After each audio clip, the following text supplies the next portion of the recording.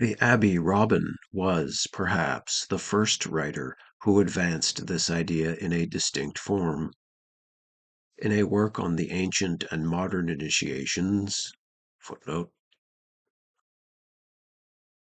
Recherches sur les initiations anciennes et modernes,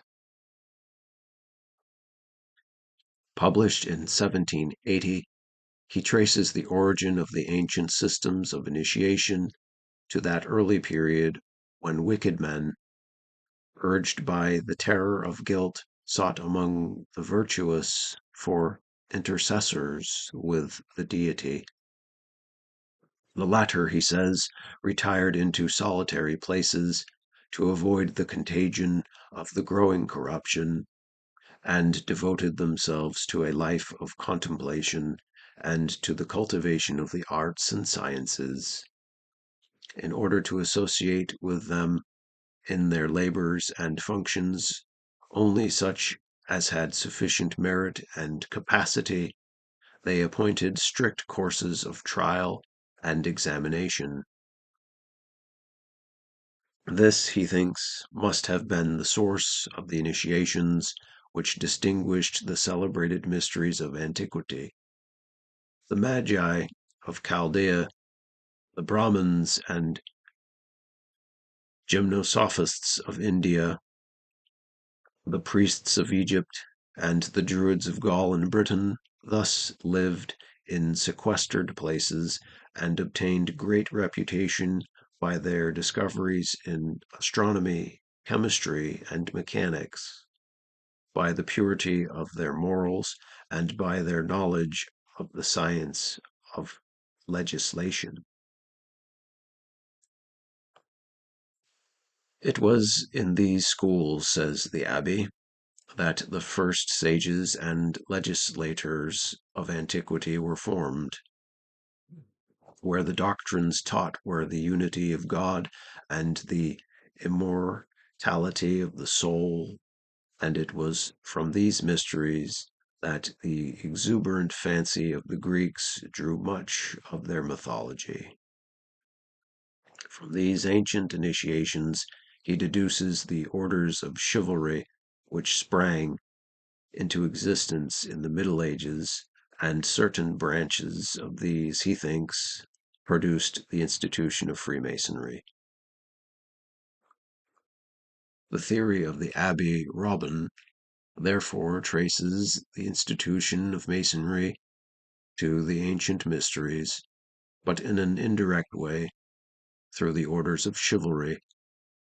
He might therefore more correctly be classed among those who maintain the doctrine of the Templar origin of Freemasonry.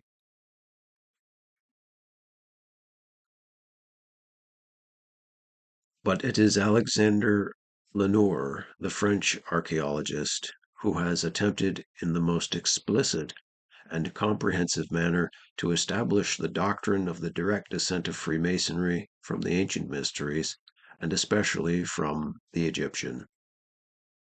In the year 1814, he published an elaborate work on this subject. Footnote. La Franchi, la connerie rendue à sa véritable origine, etc. Par M. Alexander Lenoir, Paris, 1814.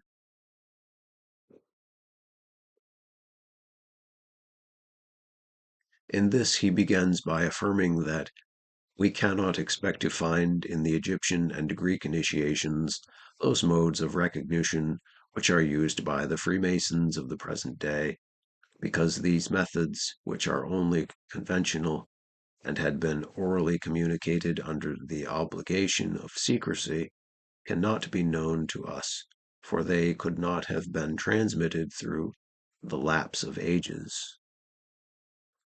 Omitting, therefore, all reference to these as matters of no real importance, he confines himself to a comparison of the Masonic with the ancient rites of initiation.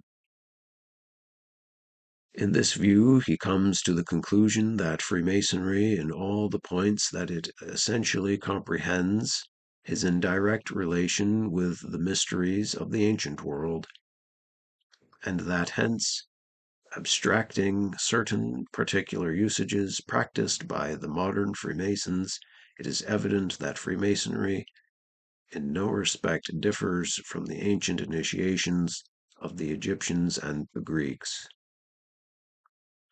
This theory has been embraced by nearly all the French Masonic writers except Ribold, who traces Masonry to the Roman colleges of artificers.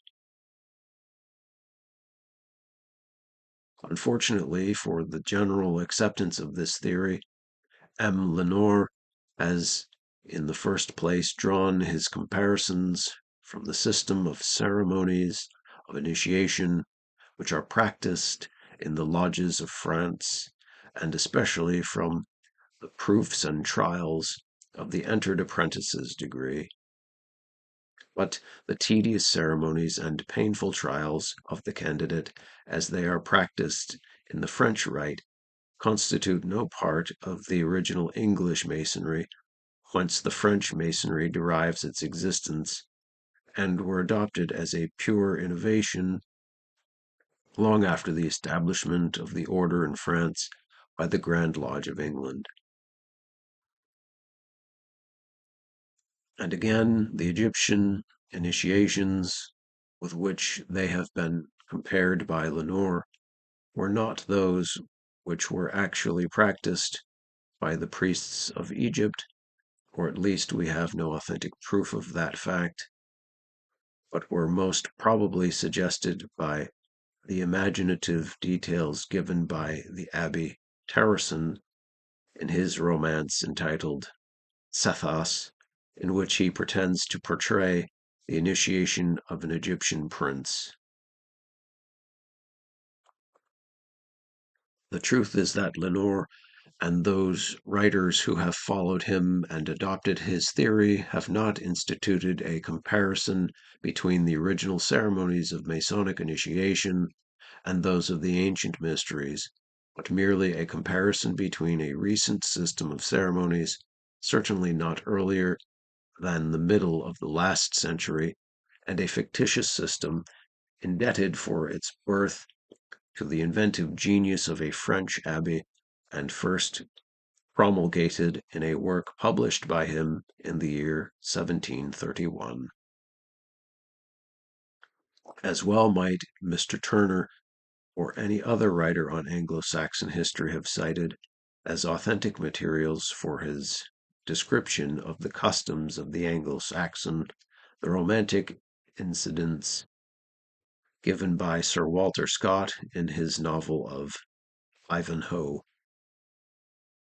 Hence all the references of the voyages of an entered apprentice in a French lodge to the similar voyages of an aspirant in the mysteries of Osiris or Isis become nothing more than the baseless fabric of a vision which must fade and dissolve like an insubstantial pageant when submitted to the crucial test of authentic historical investigation.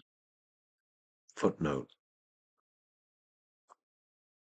Many of the explanations given as to the ceremonies used in Egyptian initiations are modern inventions, abounding in absurdities and purely imaginary. Though, Prior, on the study of Masonic antiquities, in Freemason's Quarterly Review, 1847, page 262. Wilkinson was of the same opinion. See Manners and Customs of the Ancient Egyptians, Volume 1.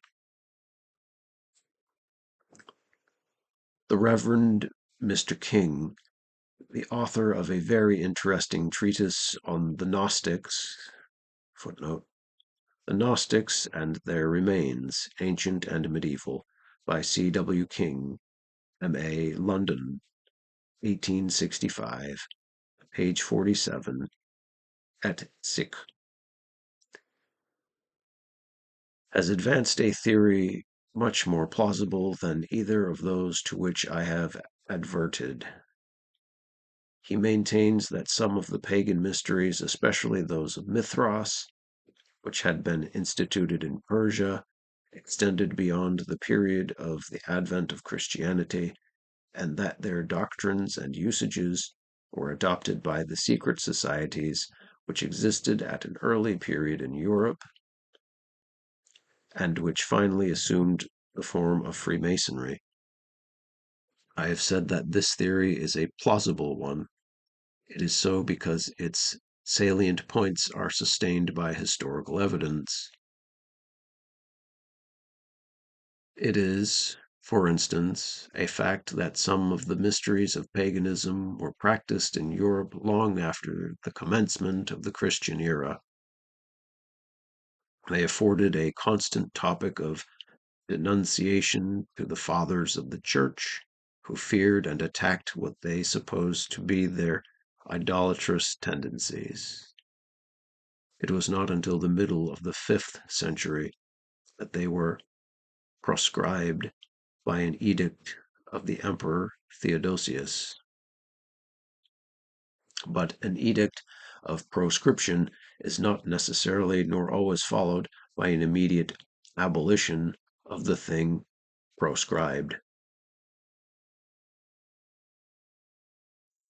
The public celebration of the mysteries must, of course, have ceased at once when such celebration had been declared unlawful, but a private and secret observance of them may have continued, and probably did continue, for an indefinite time, perhaps even to as late a period as the end of the 5th or the beginning of the 6th century. Moshim tells us that in the 4th century, notwithstanding the zeal and severity of the Christian emperors, there still remained in several places, and especially in the remoter provinces, temples and religious rites consecrated to the pagan deities. That rites instituted in honor of them were, in the 5th century, celebrated with the utmost freedom and impunity in the Western Empire, and that even in the 6th century remains of the pagan worship were to be found among the learned and the officers of state. Footnote. Moshim, Ecclesiast, History, Milane's translation, Volume 1, page 251, 332, and 401.